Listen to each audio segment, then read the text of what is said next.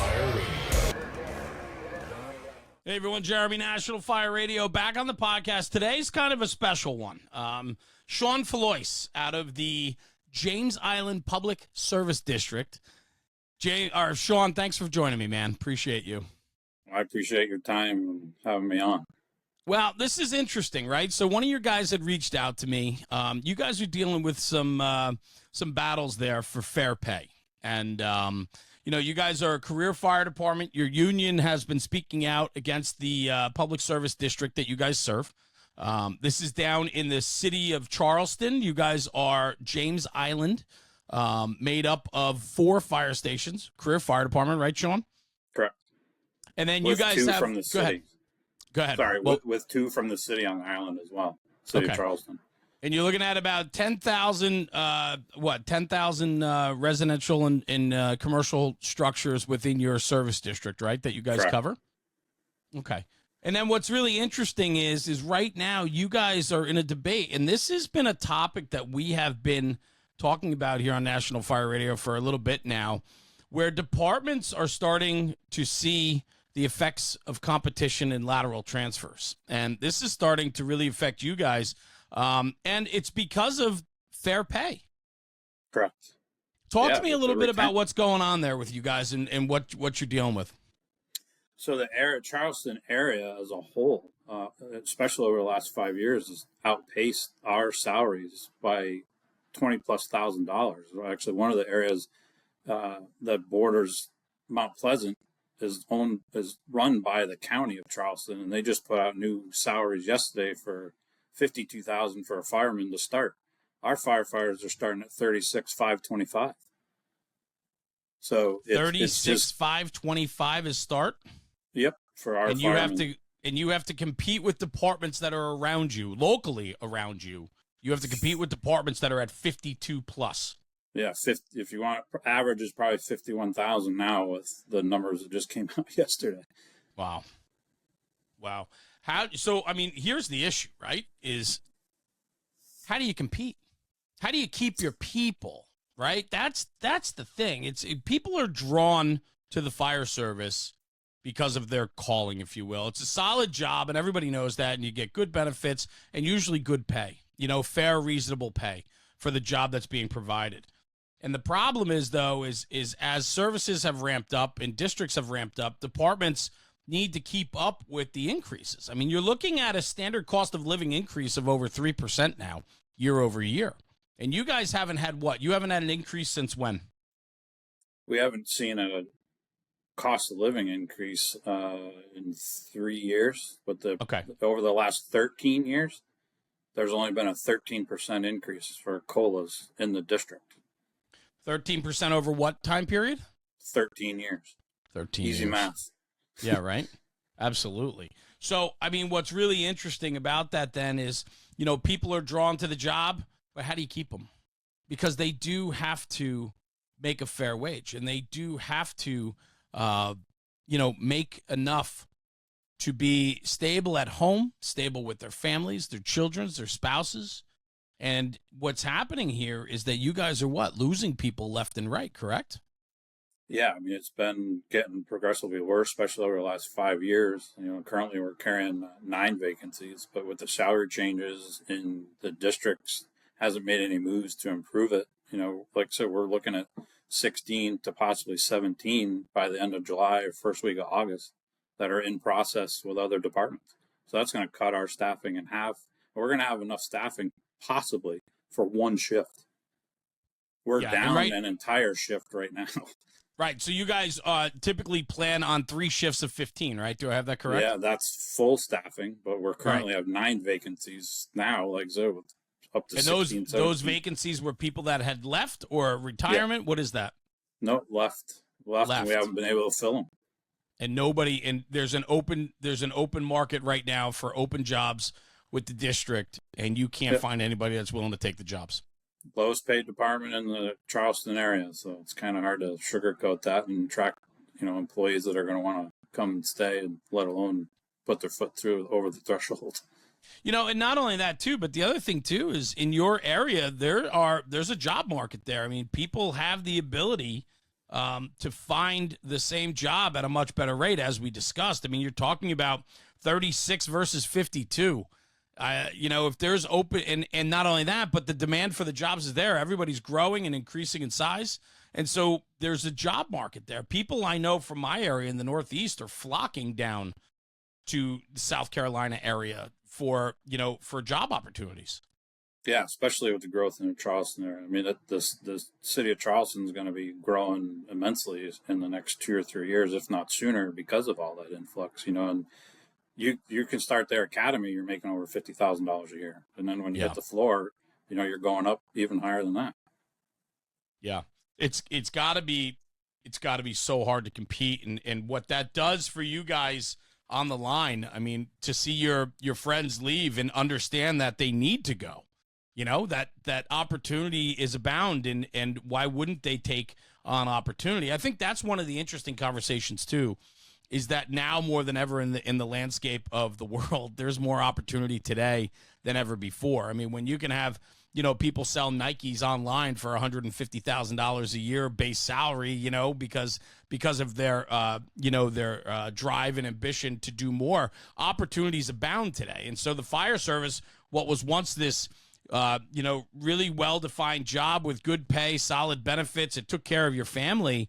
It's not the case anymore when kids can find other opportunities that are more excitable, more lucrative for them. Yeah, I agree. I mean, I was on the job in the Northeast before I moved down here, and it's you look at it as a career, but since I've been down here, it's been 6 years now.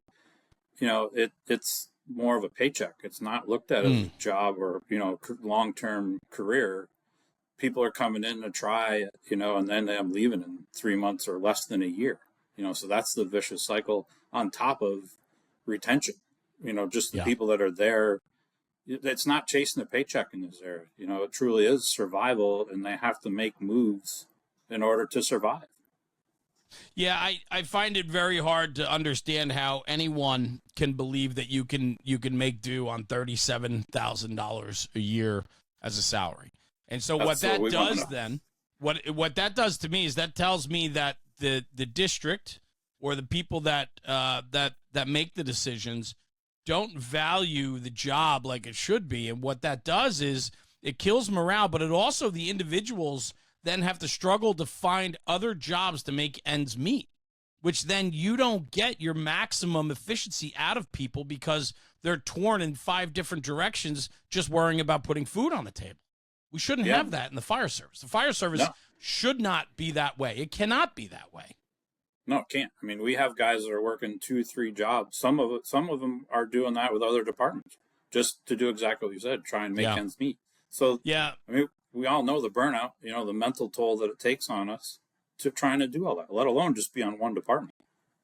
Yeah, and that's the thing. And it's like, departments want buy-in. We want buy-in from our people. We want our people to be loyal and a part of the process. But when the department lets our people down, and here's my biggest struggle with all of this, is in the Northeast, the fire jobs are career jobs. They're careers. And a lot of times guys have a second job, but it truly is a second job. And it's just a little bit more income for them. Whereas in other parts of the country, I mean, I know deputy and district chiefs that work other fire jobs to make ends meet because they just don't make the salary. And I understand the whole cost of living and everything else. I get all that. But $37,000 a year is not going to let you keep the lights on and feed your family. It's just not going to do it. And so how can we ask more of our people when we can't give them what they need for basic survival? It's exactly why we're doing the fight that we're doing. We're educating the public, putting the information out there. It's the district's own data that we're presenting to the public that they've refused to, educate them on and show what they haven't done for our members to try and survive. Yeah. I think you guys have a unique setup there too. I was looking over some information. You and I were chatting before. You guys run automatic aid with the city of Charleston, North Charleston, St. John's, St. Andrews. And that agreement means you guys deliver the same exact services that they can come to you. It's done geographically, right? So whoever is closest to the dispatched address is picking up that run. Correct. Yeah. And right now we're on the cusp of not being able to meet our obligation. 4 fire stations on the island. You said you're down the 2 shifts. chances are you're going to go down the one shift. How many firehouses are now browned out? That's the question. That's what we're trying to prevent, because we're on the job to protect the communities that we're in, and I don't know. I wish I had that answer to be able to give them and you, but we have to wait for the shakeup here to see how many people are going to be left. Now, I did see in some of the clippings that I read and the videos that I've seen from the news agencies that are covering it down there, you guys are putting up a fight. You've had enough, right? Yeah, guys, like I said, guys can't survive. It's irresponsible. It's neglect, of the district to let this situation even be present. And they've known about the pay in the area and just have refused to address it. Well, we're going to force them to make a decision one way or the other, because the unfortunate part, if they choose not to, I don't know if the fire department's going to exist in 18 months or less, because guys are going to have to survive. The money that's out there and the jobs are available, they're going to have to capitalize on it and make a tough decision, or maybe not tough, because it's providing for themselves and their families. Yeah. Yeah, you can't fault your people for looking for more. If they can't be taken care of at home, they need to go out and find something different that's going to do better for them. I agree with you. And I for you guys to start pushing back, I did see, though, that they said that there is some action happening, but they can't give you any specifics or guarantees yet, which is, to me, I just don't get it. Lip service, right? We can put lipstick on a pig, it's still a pig, and that's the thing. We've said put it in black and white. And the other side of this that is even worse is they have enough money saved up, in the rainy day fund, that they could actually fix this right now without even impacting millage, and look at what they needed to do millage-wise in the next budget year. We did a financial analysis through the IFF, and we just got that back, and it shows the numbers are there for them to fix this right now, if they were. Sean, do you think that with the auto aid, and this is kind of me coming out of left field, so excuse me for this question, but do you feel that there might be a possibility they're looking to phase out the fire department? Since you have auto aid, you have 2 stations on the island from the city of Charleston. Do you think that economically they might it might be a review from them to say, well, we could just outsource the services? That's a great question, because that's what we're actually wondering ourselves, because it would change the auto aid agreement. What would have to happen for that is James Island Fire Department would have to go under, and then the city of Charleston would just come in and annex the whole island and provide the fire service. Now, the question is, if that happens, can something be worked out with the city to try and save as many jobs as we can for our members? That's uncharted waters, but those are discussions that we need to have. Yeah. The openness, and this is always the frustrating when you go to the bargaining table, right? It's trying to I think so many things could be solved if people are willing to have conversation. And it's when everybody's guard is up, we tend to not make forward progress in a reasonable time frame. And the frustration continues to build on your end, and you continue to see people leave the job for greener pastures.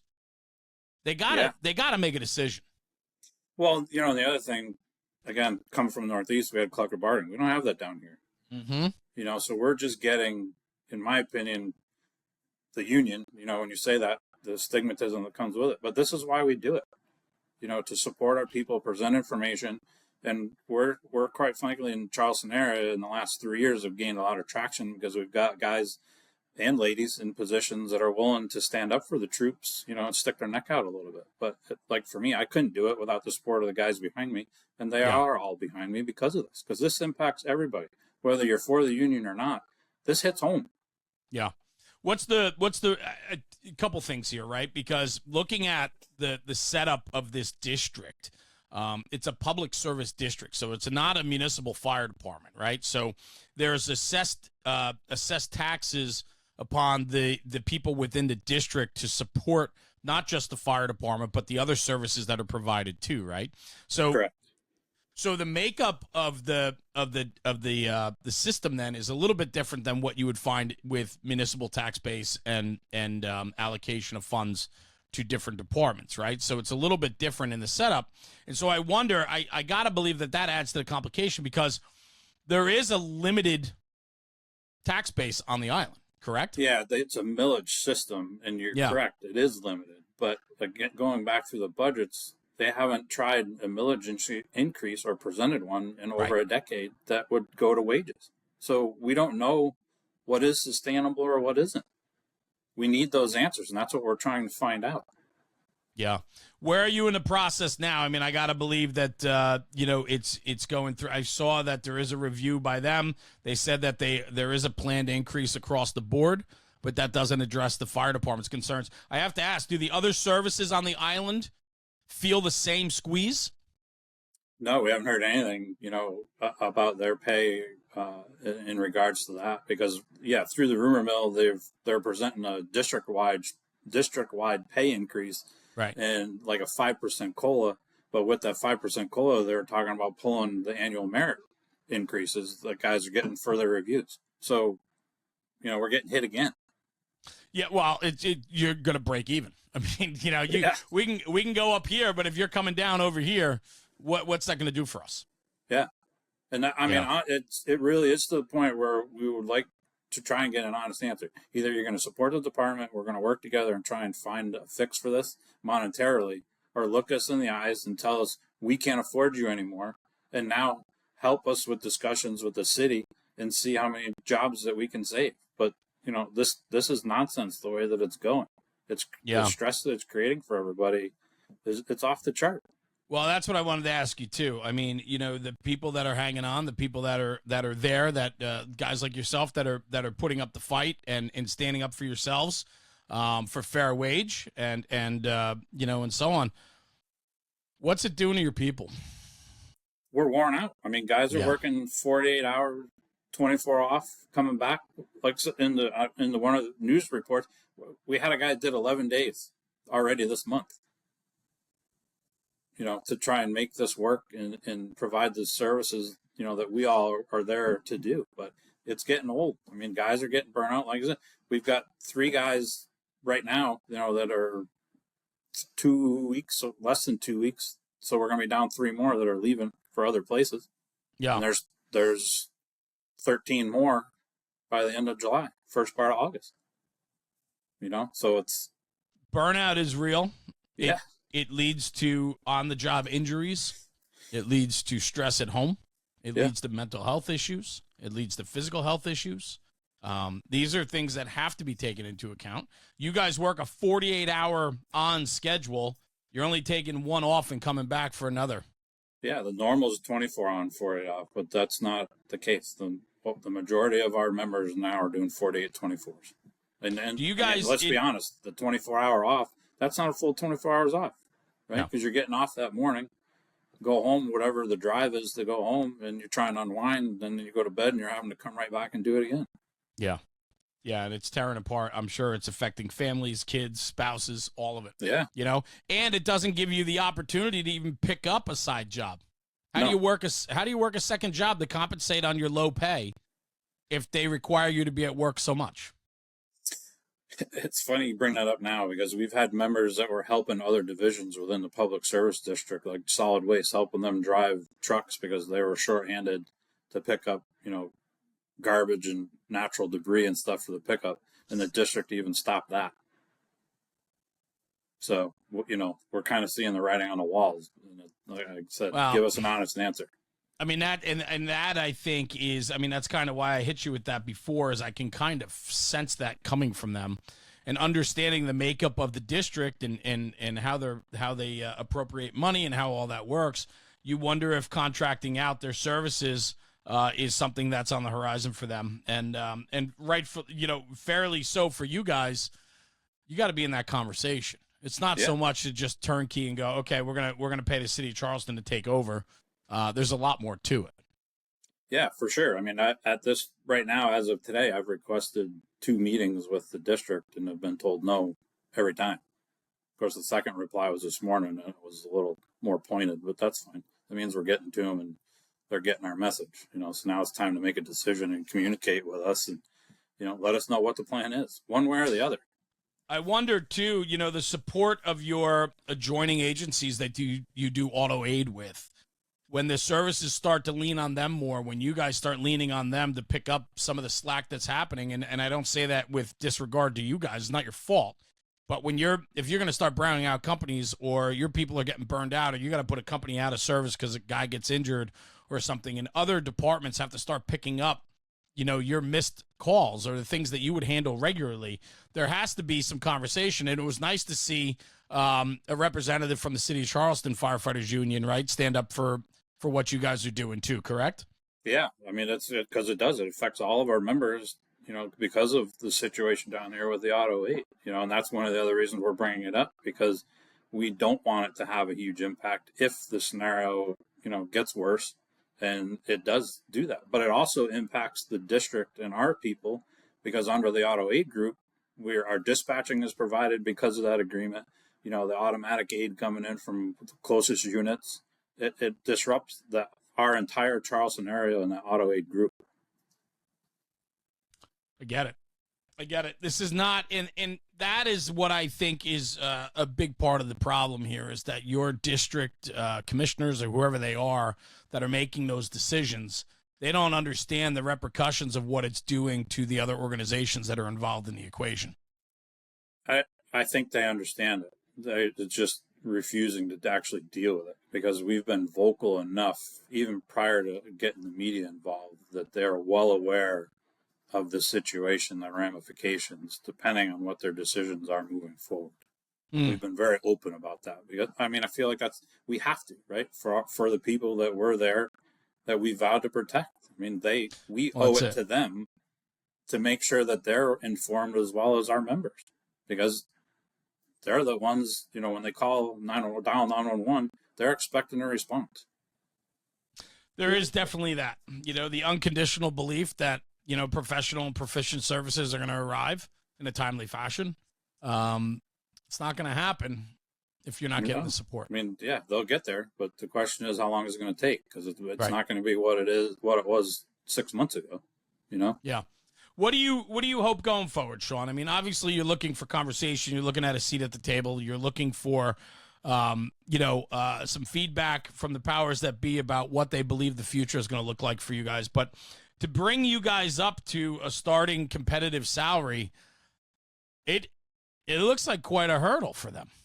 It is quite a hurdle. There's no doubt about it. And like I said, the situation they've created, has been a decade or more, and yes, now it's just come to a head. So what we want is make a decision, give us answers, let us know what direction you are planning on taking this, whether it's trying to work it out, find some common ground, or let us know that you're not going to do it, so that our members can do what they need to do and find work in the area. Because right now it's here. And that's one of my fears, is they're going to drag it out long enough that, the departments that are hiring, the hiring process is going to close, and our people are going to be left in limbo. Yeah. Yeah. What, I wish, this is the frustrating part of what I do, and talking with guys and hearing it and seeing it on you. You wear the stress of this for your people as the union president, and not only that, but you come from another place, right? Like you come from the Northeast, where we have collective bargaining, and there's other things on the table that we have some protections in place. And so coming as an outsider down there, and now going through this process and understanding the way it should be or could be versus what it is, I'm sure you're carrying a tremendous amount of this on you all time, every time. Yeah, I have, since I've been here, I'm an outside the box, thanks to my experience from being up in the Northeast and being involved in labor, so I can look at things a little differently. And when I took this job down here, I started poking around. I'm like, holy smokes, this is a smoking gun. Something's going to happen. And over the years, I started to become more vocal about it. And the local here for James Island was sitting idle, and then a group of guys wanted to start it up again, which we did. And that's when I became really vocal. And there were some guys internally that weren't very happy with me, initially, but now they understand why. And to come together, all of our guys are behind this. And you don't have that very often. There's always a couple of guys that are still going to hold out. That's not the case. Every one of them has seen, what is happening and what the future holds. It doesn't look very good. What is right is right. Correct. and people are going to get behind that. Yep. I would find it very interesting to see what the challenge is behind how these people can justify the starting salaries and so on, because at the end of the day, you're not bringing people in. You're not going to entice people to come work there.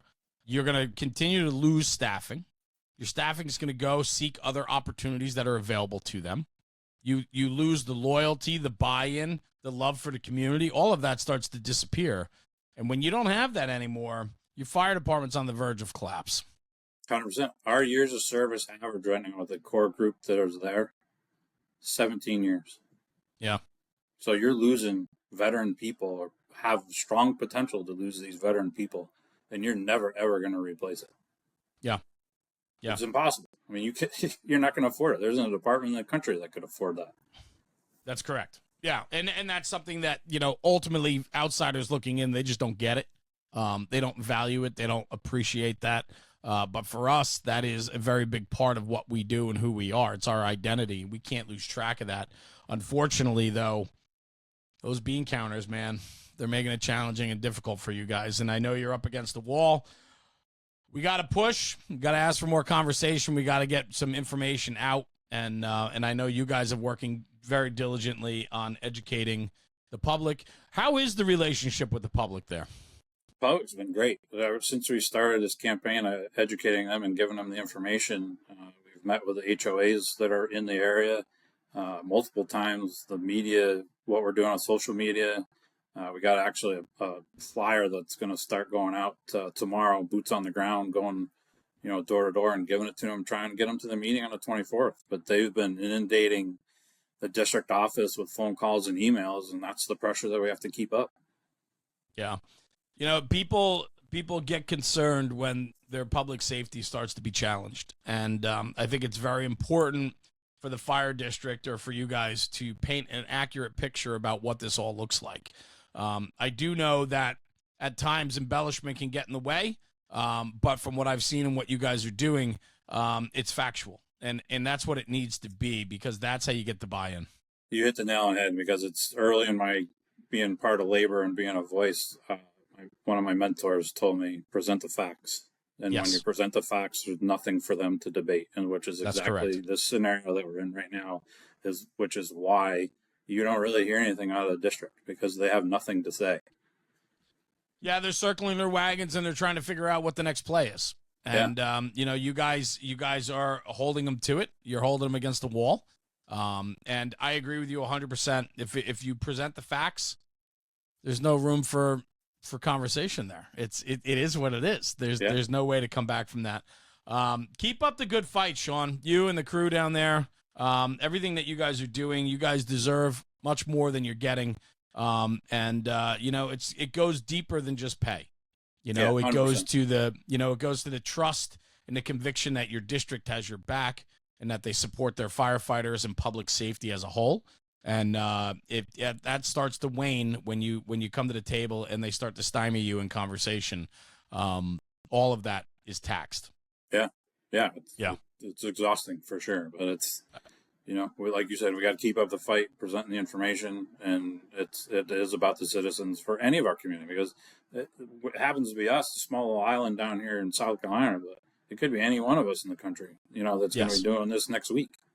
Yeah, So, and I'm afraid of what the near future is going to look like as budgets are getting stressed thinner and thinner, inflation's rising, and everything else. People are finding it harder and harder to meet their obligations in life, and cities are going to start feeling the pinch on that if they haven't. Well, they already have, but it's inevitable for conversations like this to be popping up more and more as time moves forward.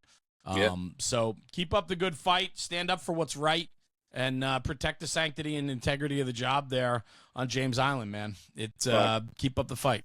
Yeah, I appreciate the time, and your platform is phenomenal, because, like you said, these discussions are tough, but we got to have them. We got to have them, and we got to protect our own and make sure that the integrity of the job is kept. If we're gonna sit here and talk about the importance of the job and talk about how we want our people to be bought in, we want our people to make firefighting not just a job but a lifestyle for them of who they are and what they want to be and what it stands for, then we got to do everything we can to give them the tools to do that. And we have to protect that, and Well, we're going it's to fight trust and for it. respect, right? It's the It same is. thing that we earn from the citizens and the communities that we're in. It's just no different on the inside of the walls of each of our stations. We have to build that trust and respect in order to win these fights. Yeah. Because if we are Agreed. united, right, we're a hell of a force to be reckoned with. When we come together, we are. And from what I'm seeing there on James Island, and you have the support of every single active member within your department, you're doing the right thing. Yeah, I appreciate it. And it is. It's the area, Local 61, John Baker, those guys, they're behind us too, because they just went through a pay issue not too long ago either. It's the same, almost the same thing. Not quite as drastic, but. Got it. Yeah. Good. Well, keep up the fight, Sean. Thank you for taking a few minutes of your day and chatting and sharing some of the facts and some of the issues you guys are facing down there. James Island, South Carolina, brother. Thank you for joining me today. Appreciate Thanks, Jeremy. Appreciate it. Yeah, cool. Stay right where you are. I'm just going to sign off. I'll be right back to you. Guys, thanks for tuning in for another episode of the National Fire Radio Podcast. This is what it's all about, sharing the message of what's happening to our brothers and sisters out in the field. James Island, South Carolina, they're going through some issues. If it's not there, it's going to be somewhere else. We need to get on. We need to support them. We need to get behind it, and we need to keep the integrity of this job moving forward. We need people to understand that the fire service believes in them and stands behind them, and that's very much what this message is all about today. So we'll see you at the next one. Jeremy, National Fire Radio.